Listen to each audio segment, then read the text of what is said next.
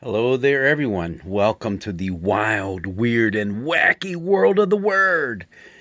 Yeah, that's when we explore some of the intricacies of the Bible, in which we often leave scratching our head saying, Huh? What was that all about? Well, one of those things that we have going on right now is the book of Jeremiah. I mentioned earlier in the week that we would just touch on this again because Jeremiah is an interesting book of the Bible. It is one that is very apparent. It underwent a long period of transmission and rewriting and additions and some subtractions. And I mean, it's just crazy. You might ask, well, how do we know this? Well, it's from the different manuscripts that we have all through the ages of the book of Jeremiah.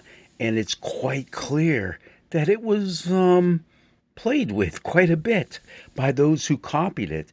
So it makes for some interesting footnotes in a lot of Bibles because we just don't really know what is what with Jeremiah, what's original, if there is such a thing as an original Jeremiah, and what also is there that, oh, we can rely on as authentic words of Jeremiah.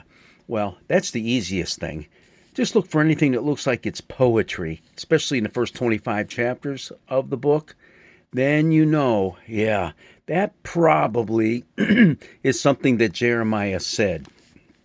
And it was copied down by he had a personal scribe who did that, and that was preserved for the people. Now, I mentioned earlier, you might remember on Testy Tuesday, I asked the question, what is the longest book in the Old Testament? Well, the longest book in the Old Testament is Jeremiah, but only if you count the Hebrew words. The number of Hebrew words, not the number of chapters, not the number of verses, but the number of words. Then you have the oldest book, or the longest book, rather, in the Old Testament.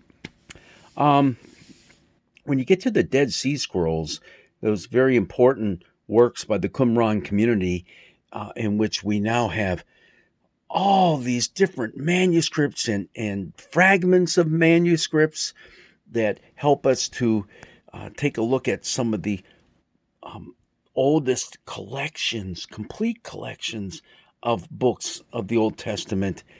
It's exciting to see. And within that collection that they've really looked through so far, they still have a lot more to do. This is painstaking work. There are several different versions of Jeremiah. It's not all the same. And also, Jeremiah, when it was translated into the Greek from the Hebrew, interesting. The Greek text has some chapters that aren't in the Hebrew text, and vice versa. So it ends up actually being a shorter version of Jeremiah. So it's difficult. And yet, what happened was in early Christendom, they preferred reading from the Septuagint edition. And why is that? Because whenever Jeremiah was quoted in the New Testament, especially by the Apostle Paul, he used the Greek version, the Septuagint. Wow, this is getting wild, weird, and wacky, isn't it? Well, you know what's really wild and weird and wacky? Read chapter 52 of Jeremiah. It is word for word, or just about word for word, the same as 2 Kings 24, verse 18 through chapter 25, verse 30. Word for word. All they did was they stole some of 2 Kings and plopped it on the end of Jeremiah. Craziness all around. But what's important is not that you get lost in all these little details, but you get lost in the message of Jeremiah, which for the most part is kind of a devastating message. And Jeremiah was devastated by the fact that he had to give this kind of message. But at the same time, he does talk about the love and grace of God. Just a little harder finding it from time to time, but it's there, especially for a people who are about to be taken into exile by Babylon.